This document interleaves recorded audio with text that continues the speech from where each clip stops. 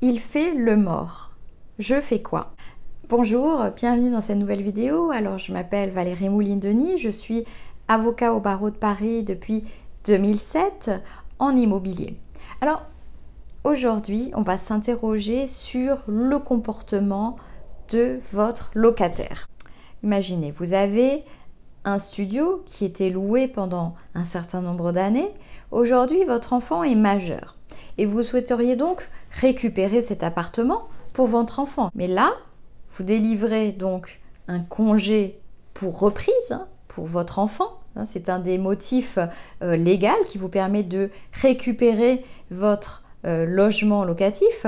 Et donc, vous délivrez un congé dans les formes, dans les délais, parce que de toute façon, vous avez toujours bien fait les choses et vous vous êtes toujours d'ailleurs très bien comporté pendant toute la durée de la location. Et là, c'est la surprise, aucune nouvelle, aucun retour de votre locataire. Il ne répond pas à vos messages, il ne répond pas à vos appels téléphoniques, 1, 2, 3, 10, il ne se passe rien, il fait le mort.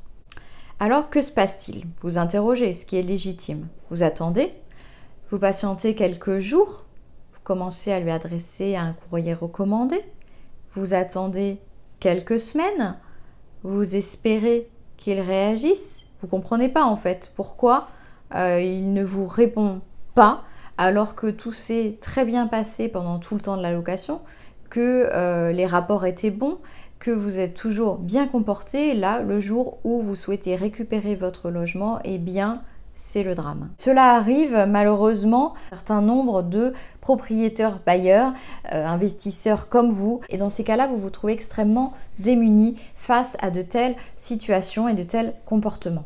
Vous n'êtes pas maudit, votre locataire n'est pas mort, il n'est pas malade. D'ailleurs, vous continuez à percevoir le loyer, il est bien chez vous.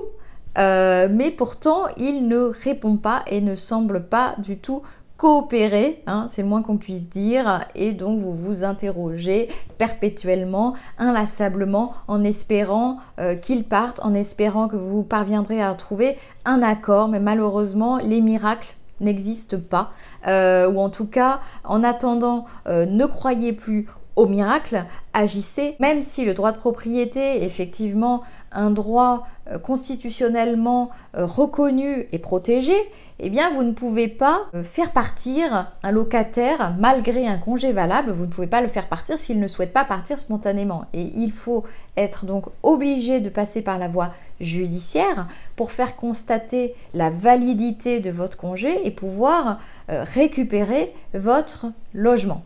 Alors, je vous dis maintenant, qu'est-ce que vous préférez? Est-ce que vous préférez attendre et croire au miracle, attendre l'inespérable en réalité, ou alors vous agissez? Vous agissez pour entamer les premières démarches pour faire constater la validité de ce congé et récupérer votre bien pour votre enfant.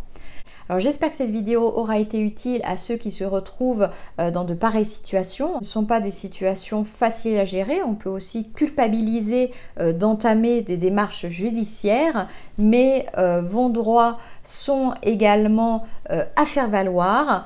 Et si vous avez besoin de mon aide, vous savez comment me contacter. Mes coordonnées sont dans la description de cette vidéo. Et moi je vous dis à très vite.